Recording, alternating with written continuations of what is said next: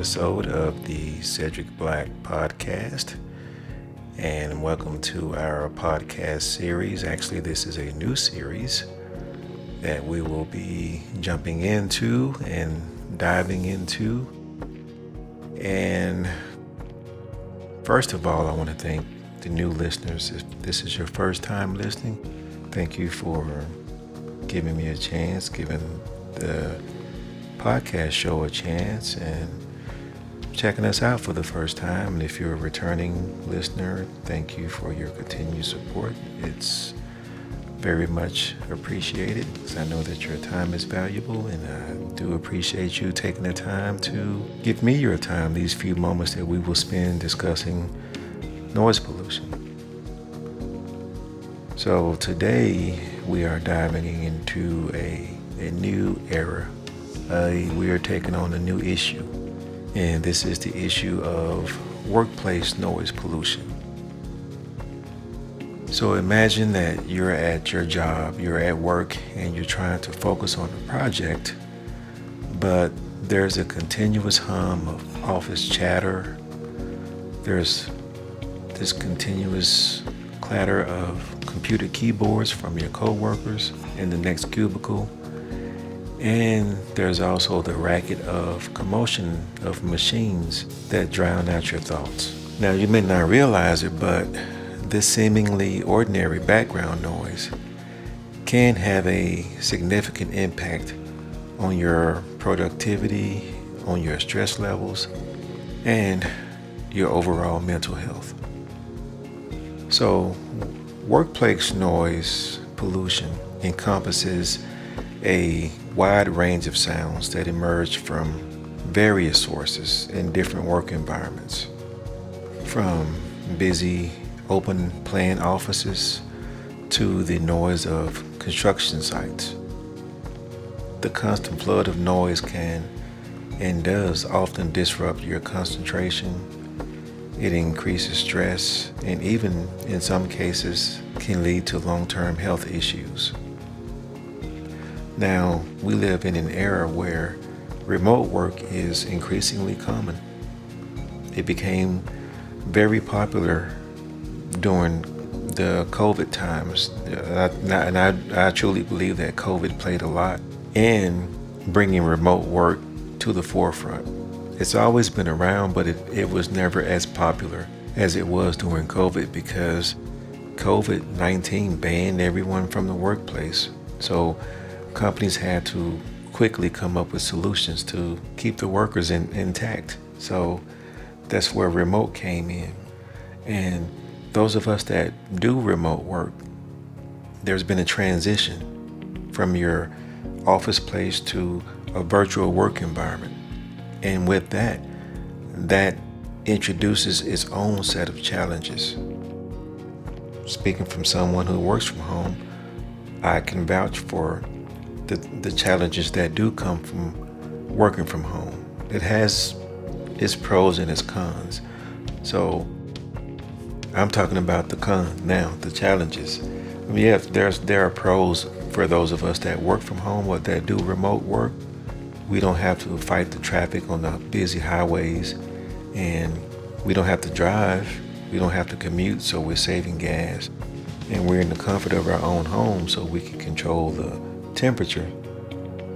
For some people, it's cold in offices. For some people, it's too warm, so that sometimes there's a struggle. For someone like me who appreciates that, I can control my own comfort level in my home. And for a lot of years, you will hear people say that I work from home, so I work in my pajamas. I don't have to wear a uniform or anything. So those are the things that come with remote work, the positives. But the challenges are the distractions that you have to deal with. If you're in a neighborhood, you may have things like barking dogs, or you may hear cars that are driving up and down the road that are honking their horns. For me, we have the trucks that pick up the trash weekly, and the other big trucks that pick up the recycle bins. And also there's trucks, the big trucks, the city trucks that sweep the road. So those trucks are extremely loud, and I can hear them throughout the house no matter where I am. So if you're trying to work from home, you have things like that. And also if you have small children at home or young children that are doing remote schools. I think schools are back in session now, but there was a time when children were at home as well with the parents. So you have family noise that can be a disruption or a distraction, as well as household appliances. All of these things fight for our attention. If you're a first-time listener, you may be saying, what exactly constitutes workplace noise pollution? It extends beyond just loud noises. It actually encompasses any unwanted or excessive noise that interferes with communication, interferes with your concentration, and even your relaxation in a work setting.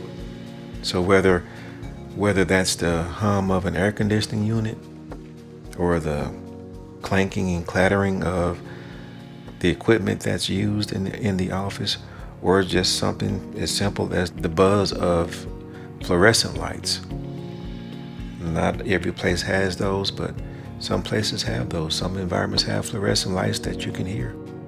And these sounds may seem to be harmless. And if you think about it, you're around these sounds, you're hearing these sounds for most people 40 hours a week. It's 8 hours a day, 5 days a week.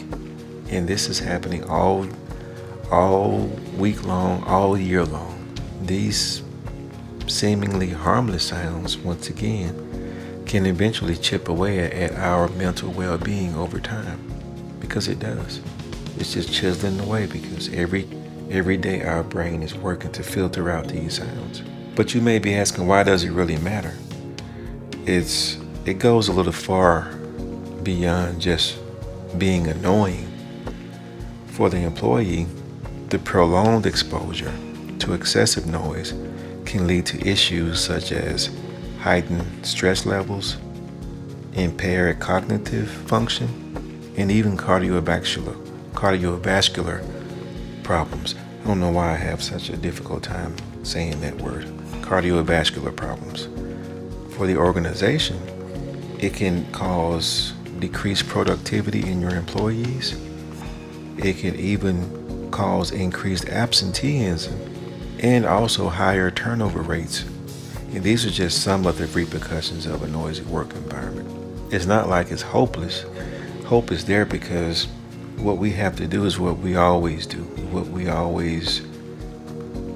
What I always try to impart in you is to raise awareness about workplace noise pollution and implement practical solutions, simple things that can be done to create healthier and more conducive work environments.